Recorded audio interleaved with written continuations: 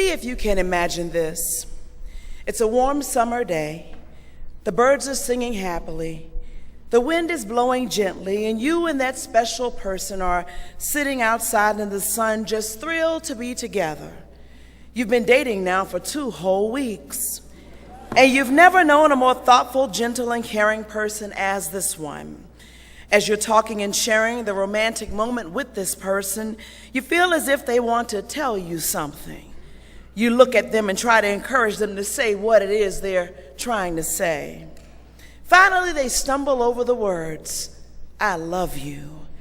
You feel the emotions bubbling up inside.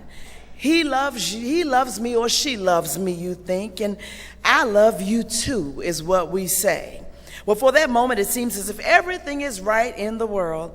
Nuclear explosions, earthquakes, and tsunamis could be happening all around, but you don't care because someone you care about just said they love you. Well, another 2 weeks have gone by, and you've been going out for almost a month now, and things are okay, but you sense as if things are changing. You still hang out together. You spend endless hours on the phone just breathing sometimes. You still say, "I love you," but now it's turned into "love you." Tomorrow will be your 1-month anniversary, so you call them up to see what they have planned to commemorate the special day. They do love you, right? Or at least that's what they say.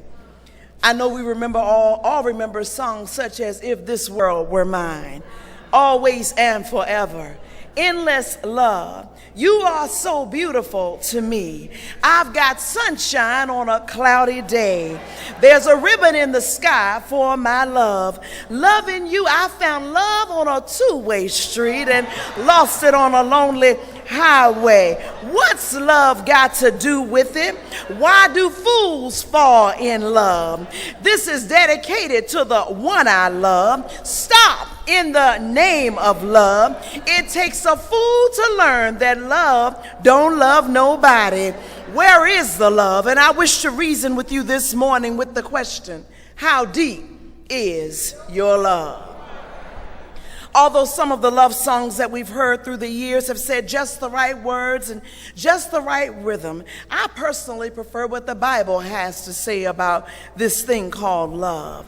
That kind of love is agape love, refers to unconditional love. It's God's kind of love. Agape love is a love we give to others without a thought of whether we'll receive it back or whether they're worthy to receive it or not. That's the love word used in the 13th chapter of 1 Corinthians. It's known as a famous love passage. You know how it begins. "Though I speak with tongues of men and of angels," but that's not what I want you to hear this morning.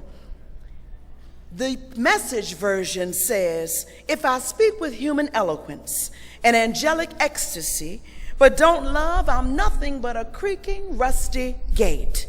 If I speak God's word with power, revealing all his mysteries and making everything plain as day, and if I have faith that says to a mountain, jump, and it jumps, but I don't love, I'm nothing.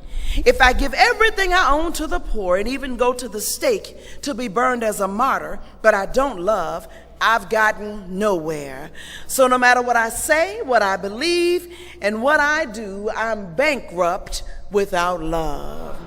Love never gives up. Love cares more for others than self, doesn't want what it doesn't have. It doesn't strut. It doesn't have a swelled head. It doesn't force itself on others. It isn't always me first. It doesn't fly off the handle. Doesn't keep score of the sins of others. Puts up with anything. Trusts God always. Always looks for the best. Never gives up, but keeps going to the end.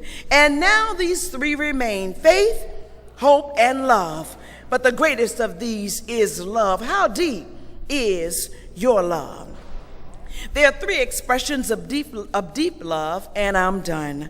A selfless love. It's not enough to just acknowledge that love is important. We have to show this agape love by how we live and how we treat people, including our family, biological, and church. In the book of John, Jesus challenged us when he said, "A new command I give you, love each other as I have loved you, love each other." So you see, my friends, love is not a suggestion. It is a command.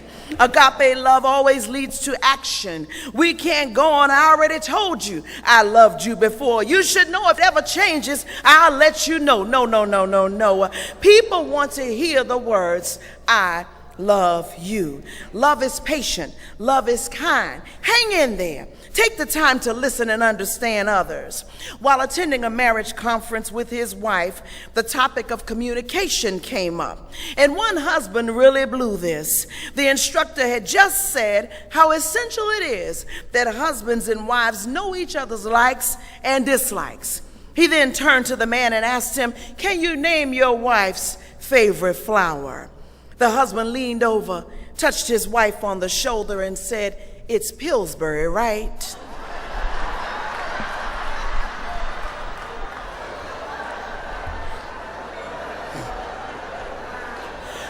Love does not envy. Instead of wishing I had what you have, love helps me to celebrate what God has given to you without being jealous of it. Love does not boast or brag. You know, someone who just talks all the time about themselves and what they did and what they have and where they've been and who they know. Love is not proud. If you're wrong, admit it. If you need to apologize, just do it and lose your pride. Love is not rude and it does not behave in an ugly, indecent manner.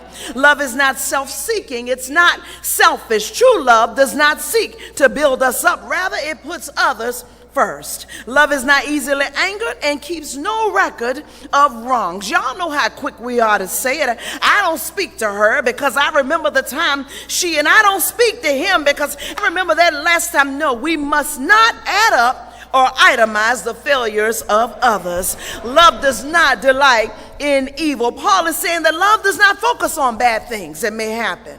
You don't have to be the one to always be the bearer of bad news. Amen, somebody. Can't wait for something to happen. Child, did you hear? Lord, girl, you never know what happened, but how deep is your love? A forgiving love says love always protects. It covers everything. When we're quick to notice the fault, then we're not practicing love. Then love always trusts. We resist the temptation to think the worst. We not only hand out second chances, we give out third, fourth, and fifth. And while someone's wondering, no, you don't stop after the fifth chance. We continue to forgive. Now, as normal human beings, we say, I'll forgive you, but I'll never. That's what y'all, the human beings I'm talking about. But my friends, we are commanded to forgive. And then love always perseveres. Love hangs in there through the good and the bad. Either way, we're called to live out a commitment to our families, in our friendships, and our relationships. Feelings come and go, and action should not be based on feelings. How deep is your love? Last but not least, a sacrificial love.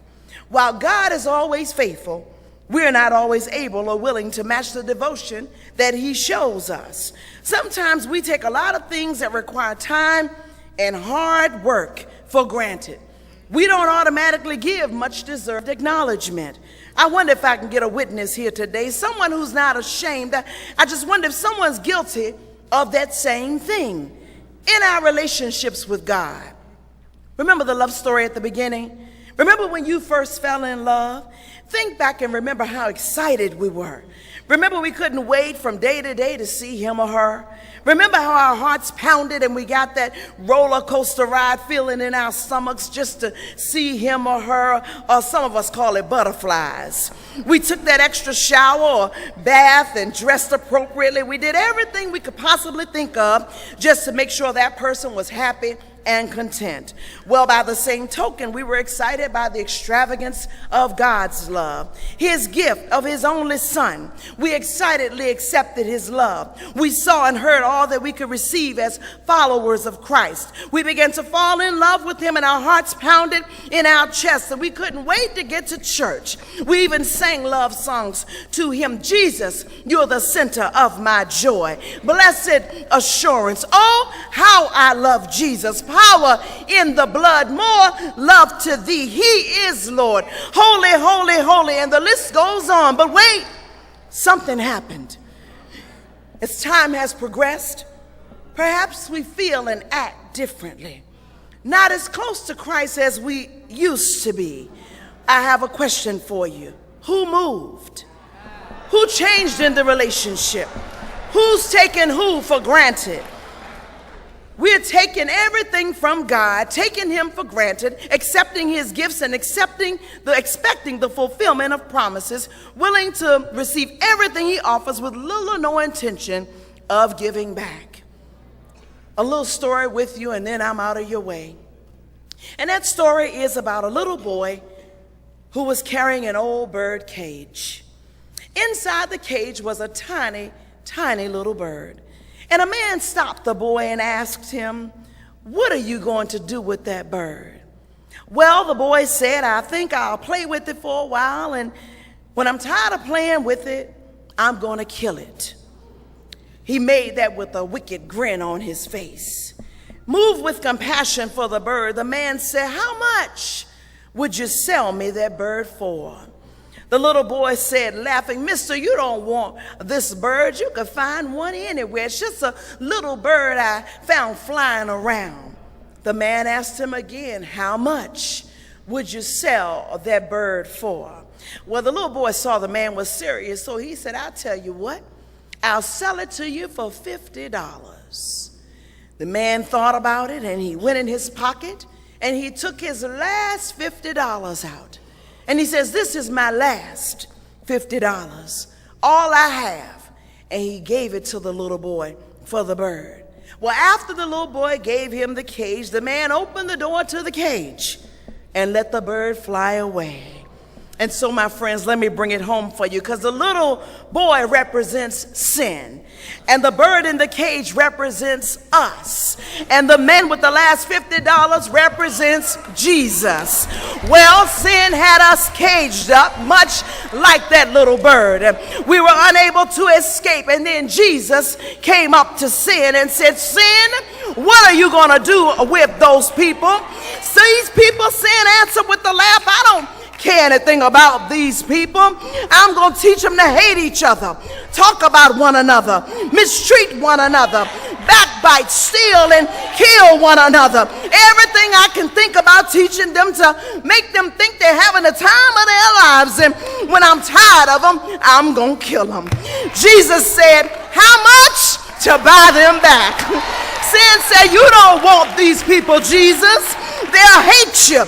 They'll spit on you. They'll even nail you to a cross. But if you really want them, it's going to cost you. It's going to cost you dearly. Your tears and your blood, it will cost your very life." And guess what Jesus did? I said, guess what Jesus did? He took our place. He was called names and chastised and beaten and whipped, and then made to struggle up a hill, and blood was streaming down his face, made to carry his own cross on his shoulders. And when he got up on that hill, I want you to know he could have come down, but he decided to die just to save you and me. What love, what dedication, what commitment, what sacrifice. And now abideth faith, hope, and love.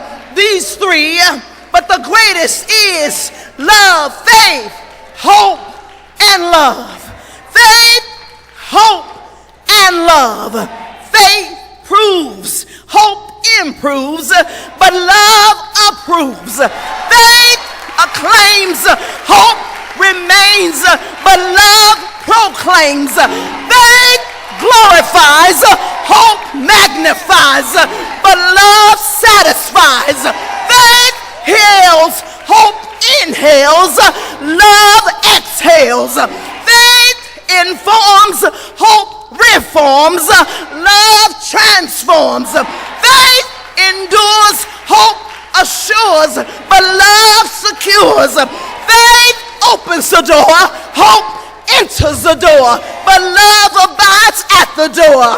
Faith steps out, hope steps on, love steps in. Faith shows the way, hope knows the way, love is the way. Faith hung him high, hope stretched him wide, love hung his head and died. Faith woke up, hope stood up while love got up. Faith saved me. Hope gave me. Love lifted me. I was sinking deep in sin, far from the peaceful shore, very deeply stained within, sinking to rise no more. But the master of the sea heard my despairing cry. From the waters, he lifted me. Now safe am I. Love, God's love, lifted me when nothing else could help. Love, God's love lifted me. I give you a new commandment, that you love one another just as I have loved you. How deep is your love? God bless you.